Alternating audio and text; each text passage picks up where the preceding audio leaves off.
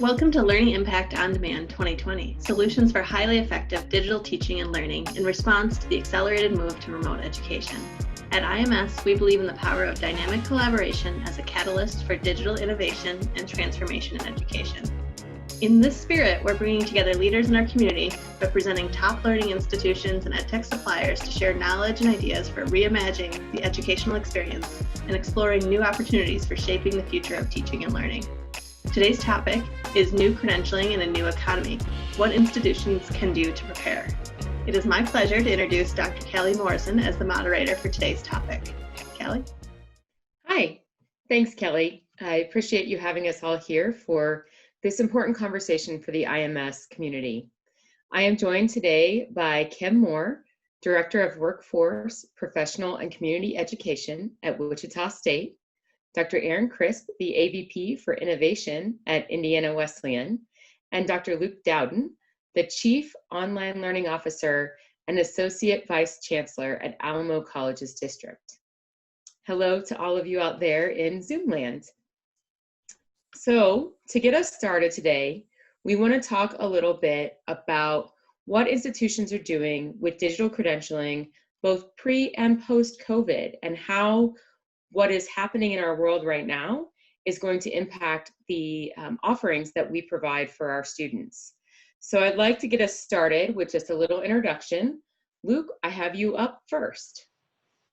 Hi, I'm at the Alamo College's district in San Antonio, Texas, and so I work with 5 independently accredited Hispanic serving institutions in the 7th largest city in the United States. And so pre-COVID, Cali, we were doing some work with some employer partners. We have a national digital badging fellow through Education Design Lab, who we had been working with, that was doing some really impactful work. We were also working with Goodwill Industry San Antonio for their frontline workers and delivering a mega badge called Skills Booster. And so we were doing a lot of work with them and designing and developing products for us because all of our certificates, Occupational Skills Award, associate degrees are stackable. This was another part of that stack, right? So this was another way for people to get an experience with learning. And I'll talk about that a little bit later, but we were involved in a lot of that work pre-COVID. Post-COVID, it's, our development work has not slowed down, but our ability to partner with businesses as they really had to retool and reconsider how they were delivering some of their core businesses. So our ability to partner has slowed, but we've used that time to develop more products. Great, thanks, Luke. So Erin, could you tell me a little bit about kind of what you guys were doing pre-COVID with its relation to digital credentials and what that means for your faculty?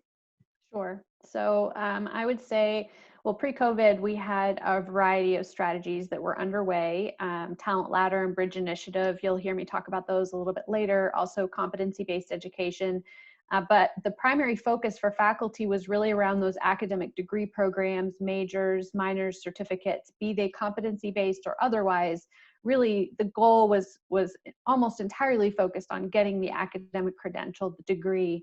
But I would say post-COVID, there's this whole new openness to the idea that now we have a workforce who potentially is sitting at home unemployed, looking to upskill, looking to reskill, looking for job skills in areas that potentially don't require an entire degree.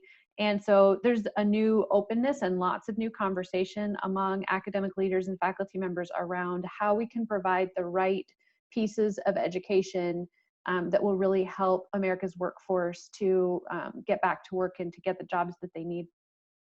So following along on that same theme, Kim, in our conversations previously, you talked about how your digital credentials have been a way to bridge partnerships with the community. Could you tell us a little more about that? Certainly. The badges have been a great way and a great community outreach for Wichita State. And we have done a number of partnerships with professional associations and organizations that are needing to increase their workforce. Their workforces are aging out, And so badges were seen as a good way to upskill the younger workers and to get them certified and to get them credentials in order to replace the aging workforce. So that's been great.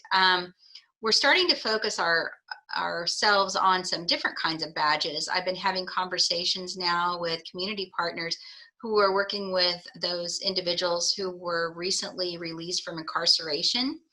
And we're talking about ways that we can partner with them in order to provide these individuals with viable job skills that will allow them to get jobs and remain out of the prison population. And so we're really excited about this new opportunity that we're working on with them. And then today I had a nonprofit that works with women who are wanting to enter or re-enter the workforce.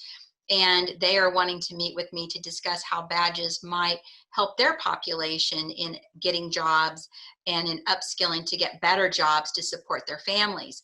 And so I think that this pandemic has provided us with new focus and new opportunities to make an impact in our community. So Kim, one thing that you just mentioned was reskilling for a new economy, right? That you have community partners who are very interested in helping you look at how that reskilling will fill a need in your community. Yes. What has changed with the new economy and the new rules that you may not have seen previously? Well, I think people are looking for ways in this economy. All of our badges are online. And so with the restrictions on gathering and the challenges presented by the COVID-19, people are looking at our program as a way that they can safely attain new skills and competencies while at home.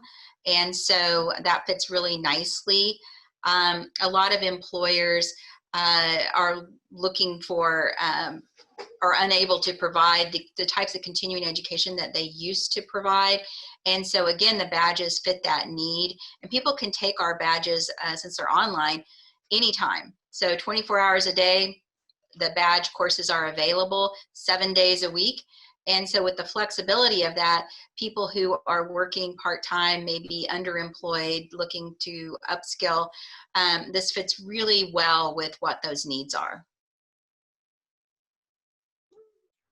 Luke or Erin, would you like to weigh in on what you're seeing as what's changed and what are the new rules as we move forward out of COVID? Well, I think one of the changes that we have noticed as we move forward out of this, pandemic, where many school students, K-12 students, have been sent home for the spring semester. They were sent home to work from home with iPads or devices from school.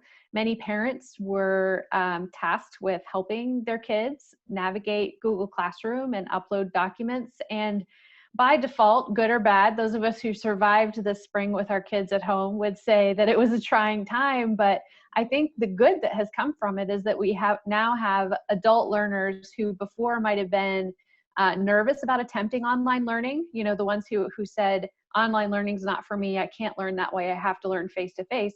Well, they've watched their kids engage in online learning for the last 6 months. And in some cases, they've helped their kids engage in online learning, whatever that looked like, whether it was well-designed or not. They have a taste for it and potentially a new comfort level. And so I think they're starting to dip their toe in the water a little bit more than maybe they would have in the past. I just think about the sheer number of people in our society that have gotten a real immersed experience in remote learning and remote working. So some of you have been remote workers most of your career, but I haven't, even though I've worked in online, right? I've been in an office space.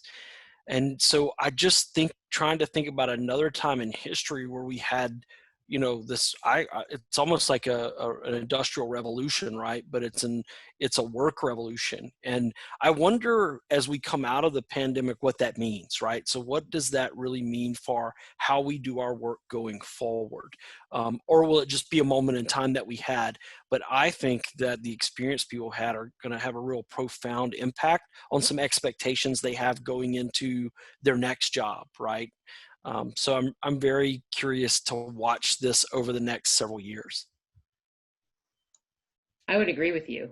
And I think one thing I'd add is a silver lining there, that those of us who have been working remote right now are recognizing, and our colleagues are recognizing, the challenges inherent in that, in being inclusive in how we operate from day to day, right? So we're thinking more strategically and more intentionally about how we include everyone, no matter where their desk sits, right? So speaking of thinking about new opportunities, Luke, would you like to expound upon what the newest opportunities you guys will be pursuing in digital credentialing are? Yeah, so I think there are a few, Cali. One is we had been working on this with our project with Goodwill, right? So we had gone through a process of identifying the marketable skills that they wanted their team members to have.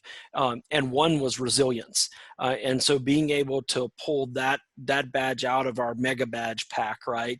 And really offer that to someone.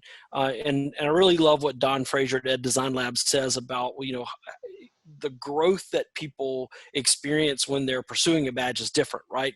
And you're really just trying to move someone's understanding. But we think packaging a badge with some other short-term training, it'll be the new way forward. So you asked about the new rules, and we kind of gave you a more conceptual answer, but to really focus it in, I think that people want something quick, right? I need to get back on my feet quick. I need to transition quick. And I think if we can transition quick and then path them into something that's a little bit more involved or long term, we're going to be doing the best for our citizens, right? Especially people that have been unemployed, and they can clearly see, that job's just not returning the way that it was there. And if we, the other piece I would say, and we're all, I think, design thinkers on this call, is just to be real empathetic. So as we're designing these experiences, what if it's me? And I'm fortunate, right? I lived through a time in the 90s where my father was unemployed. So I've seen what that does to someone's confidence and what it does to their self-value, and how important it is for people to find a quick way back in, right? And a quick way back to their feet. So I'm real interested in how we do that, and it stacks into other opportunities. And I think that stackability is going to be key, right? In all the opportunities we've talked about together before, being able to win fast, right? Provide learners with something that's marketable, that can happen more quickly than a degree program, that you can even produce more quickly than a degree program, I think is one of the key opportunities that that this pandemic has brought to light, right? In credentialing.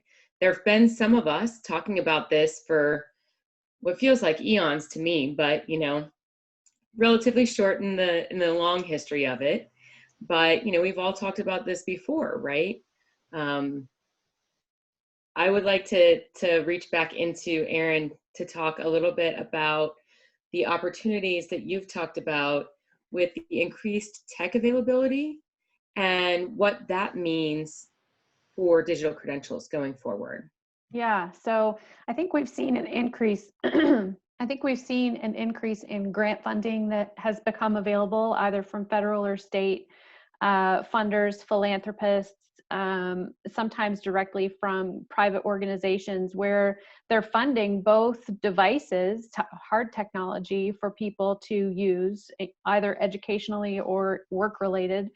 And in some cases, they're funding things like access to internet if folks are in rural areas, or increased data usage if they're in an area where broadband is an issue.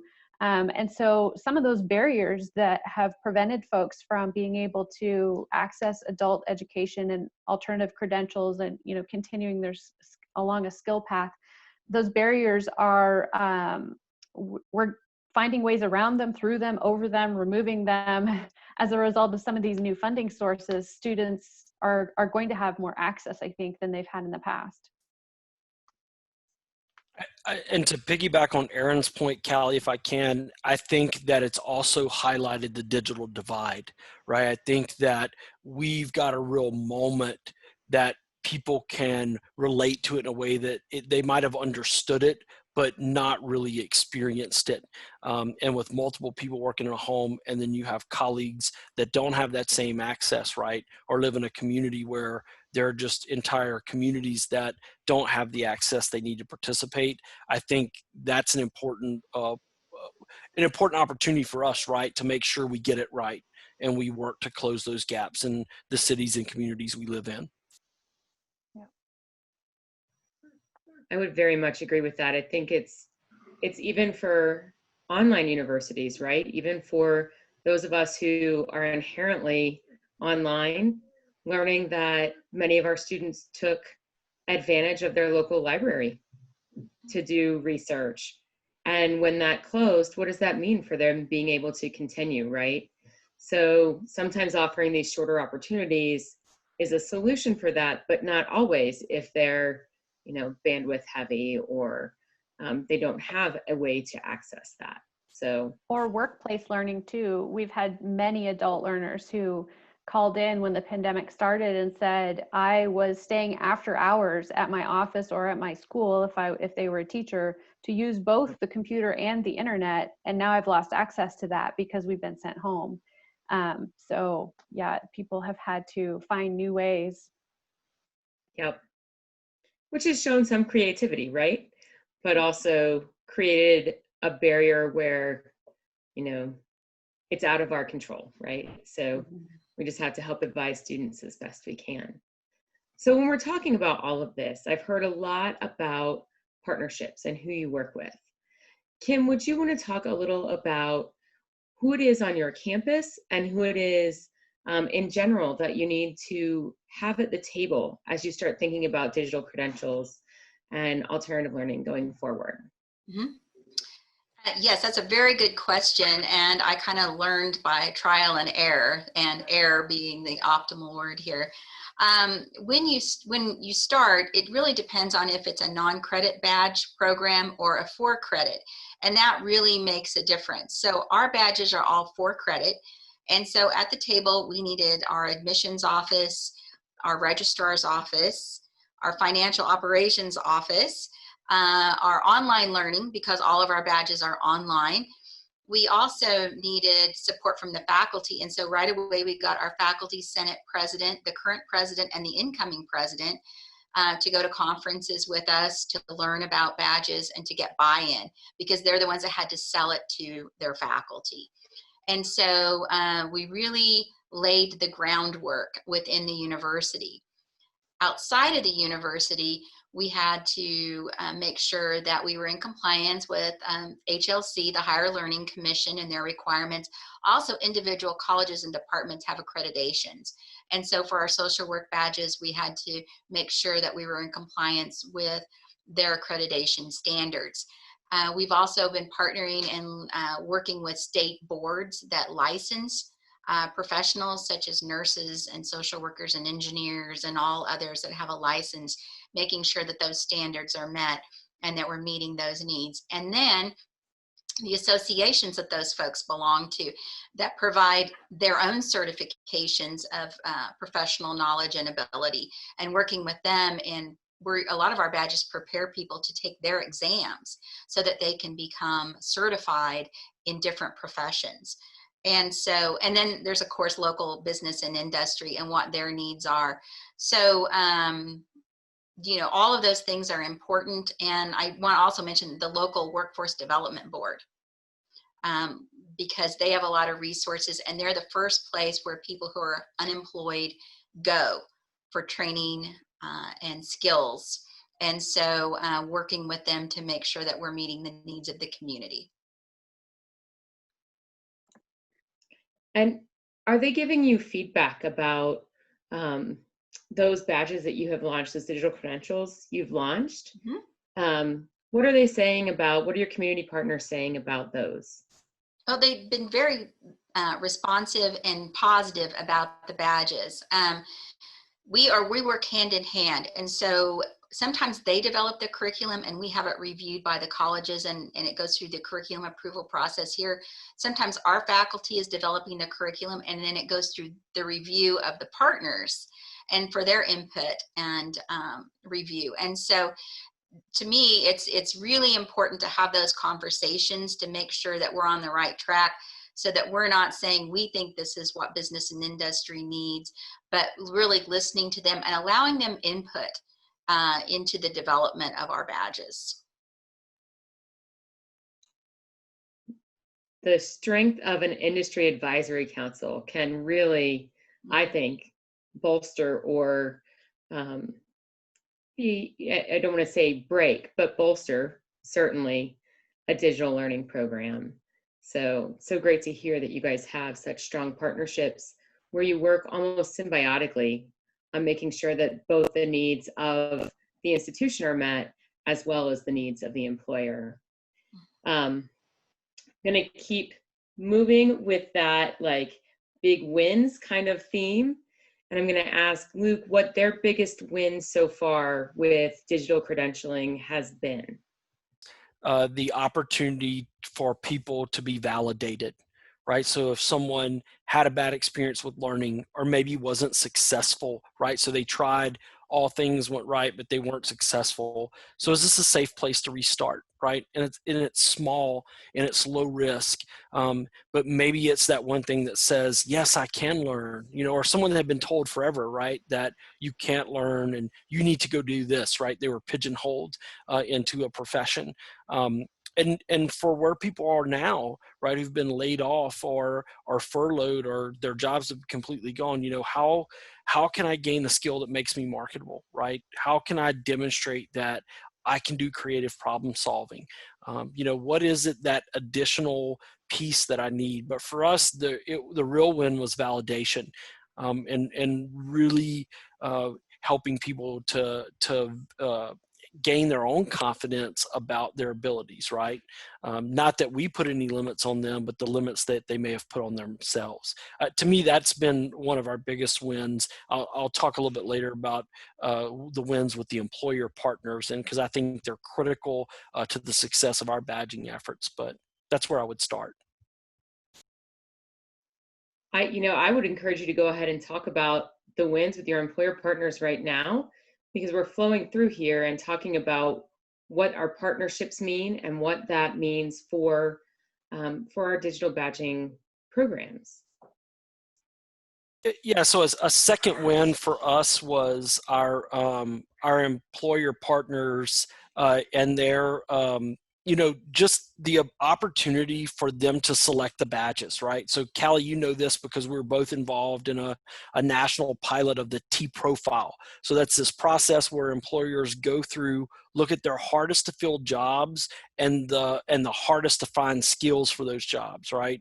So actually taking employer partners through that process, having them select a badge. And then the other piece was how important they are to the design criteria. So Goodwill was just a great learning experience for us because they had a specific learning experience that they give all of their employees in their training, right? So progress checks and knowing where they are and receiving timely feedback, whether that's automated or AI or some other form. And so I think that learning to tease out the design criteria, right? That's a skill itself, like what actually is the design criteria, and then being able to meet that criteria and knowing that we were committed to providing the technology and the learning designers and instructional designers to do that. So that was another win for us, right? Just realizing that. And then we just talked to another employer partner last week and we received an email back and they said, you're on the right track. And the work that you're doing in badges is so contextual to a company. Like basically don't forget that, you know, that it's so important to build with a partner because there's context they want built in. And so that's where I'd offer that as well, Cali, as a win, is our work with the employer partner. I think that is just fantastic. Erin, would you have something you want to add there about what's been a big win for your team in working on digital credentials? Yeah, I would echo a lot of what Luke said about the importance of a context and working directly with employer partners to develop those digital pathways, those credential pathways, badges, be it academic or non-academic, whatever it is the employer feels that they need. We're hearing the exact same thing from the employers that we're partnering with. We're more in the Midwest, so it seems to be pervasive across the country that employers are saying, hey, education, academics, higher ed, post-secondary, we want to work with you. And we want to speak into what those educational pathways look like for learners. And very similar confidence is one of the huge wins that we've seen. We just finished a storytelling profiling kind of exercise where we did focus groups and interviews with a lot of our graduates or completers, depending on what they completed. And one of the common themes was that this gave me confidence. Whatever it was that they completed, whatever step in the journey they took, it gave them enough confidence to take the next step for them. And I think we've heard that echoed several times today. And I think it's a really profound piece of what digital credentials and micro credentials, what they offer as an opportunity for our learners, right? Who may be returning to work and learning at a different period in time, but also gives confidence to those younger learners who, may not have seen themselves as someone following a college track, right? Where they're learning that they can continue to learn throughout their lifetime, not just in a very linear pathway. So speaking of those linear pathways, things tend to get thrown in front of us as we are trying to develop new programs and move along that pathway, right? Move into production on a new digital credential, new program type. So I'm going to start with Kim and ask, would you share with us a little bit what obstacles you had to jump over in your path to building your digital credential program? Yes. Well, one of the biggest obstacles is just internal, and that is universities are steeped in tradition, and they're steeped in rules and ways of doing business. And badges are very non-traditional. And our badge program came in and everyone was a bit confused and because it didn't fit the regular academic calendar. It didn't fit the regular academic processes. And so especially the calendar year, the faculty work on 9-month contracts. Badges are 12-month programs. I have new badges being developed all the time. This summer, and I still have this challenge, I had new badges and I've had to wait for them to go through the curriculum approval process because the faculty doesn't work in the summer. And so the school year is starting next week and I am still waiting for final approvals on some badges because they work outside of the typical contract schedule for faculty. And the same thing with the academic year. We have an partially open term of enrollment. You can enroll in a badge from August clear up till Thanksgiving for fall. Whereas traditional courses, you enroll in August, everybody starts as a cohort and they end as a cohort. Badges, you start at different times. You don't go through a program as a cohort.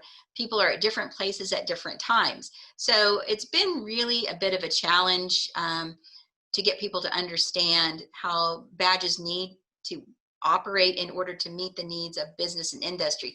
Business and industry doesn't operate on a semester schedule, and they can't wait for the development of a badge and approval of a badge based on the academic calendar year. And so that has been a bit of a challenge and frustration in developing new badges. Kim hit on a lot of good points, Cali, is that, and I think just to amplify what she said is about you're in product development and you need to have resources that are dedicated to product development. And I would say as a part of that, one of the realizations that I've really come to, and I don't have an answer for this, is how much are you going to customize for an employer partner and how much are you going to tailor? And there's a real big difference between those. The other point that Kim made was, for me, for my organization, I needed them to get an experience with competency teaching, right? I'm not saying that we aren't doing competency teaching, but in the way that competency-based education is delivered. So in the way that competency-based education is delivered. And so that was a great opportunity for us. And like you said, Kim, and I know Erin's going to weigh in here with her experience with competency-based ed, really helping our faculty members understand that students are not going to be at the same place. They're going to be at all different places, and how you pace in that space and giving feedback is very important. And so I'm really interested, Erin, in what you have to say about that. That was our opportunity, and we've been really challenged to prepare faculty members for what that means.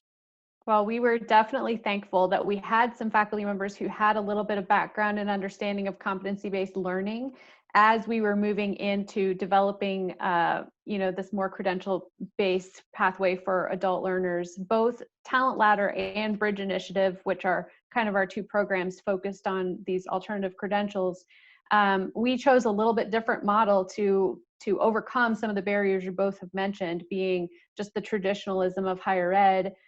We chose to kind of throw them over the wall. We used the Accelerate model, and we spun up these outside entities of Talent Ladder and Bridge Initiative, taking staff, administrative leaders, faculty from inside the institution, putting them outside of the institutional processes and policy, and saying, create something that meets this need that we see in the marketplace, and let's see what that looks like.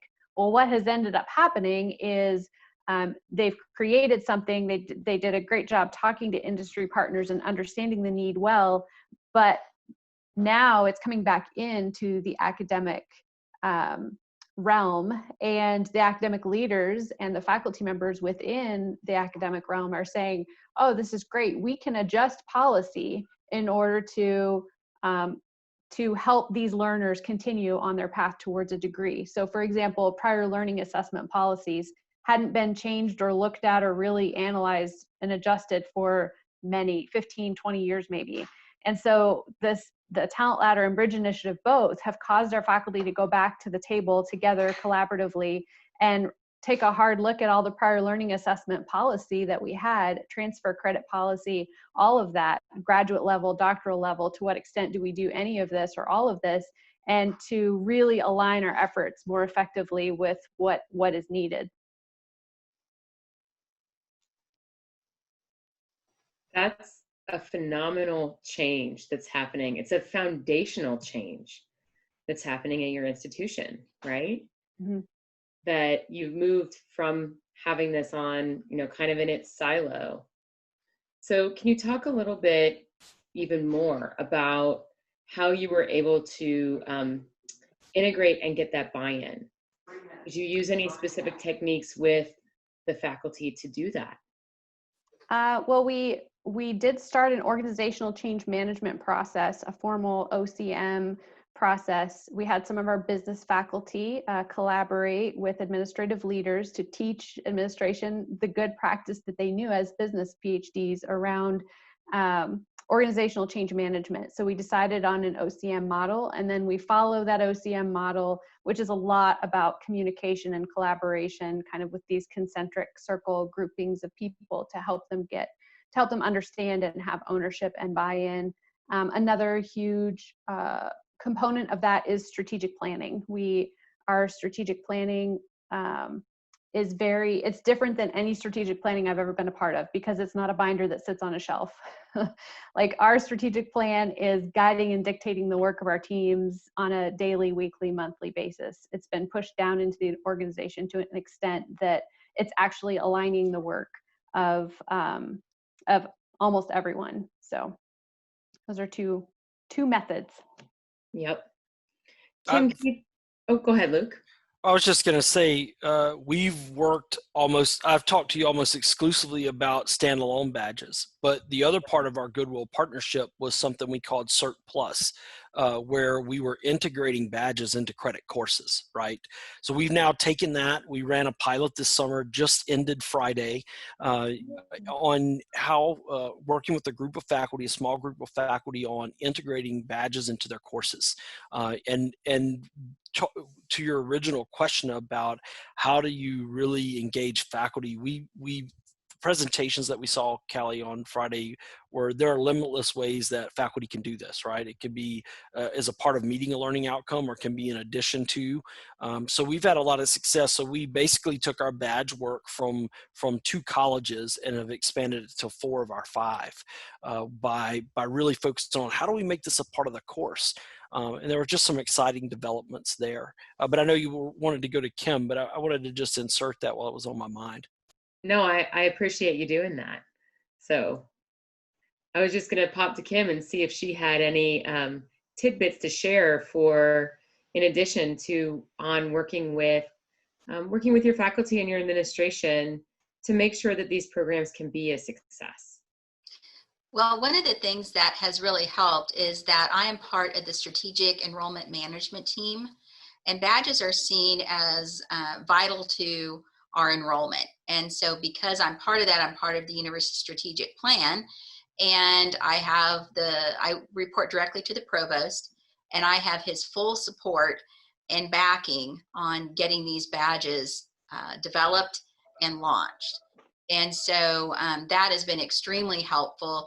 And it also, the deans have been very receptive now to the new badges and making sure that they're done in a timely fashion. And so that has been really key, is being part of that management team on enrollment. And so that people see the bigger picture, that we're not just in a silo, we're not a standalone program, but that we're part of the big picture. We're part of the university, and our success is vital to the success of the university. Yeah, I think that that tie-in, that we're all in the same boat together. We may have different life rafts that we're in charge of, but they're all on one boat, that we're all moving together to get forward with our learners and with our employer partners. We have had a great conversation, and I think we could probably keep going for the next hour and a half, but knowing that there is a move towards snackable learning, right? Toward these micro moments of learning, as we've been talking about.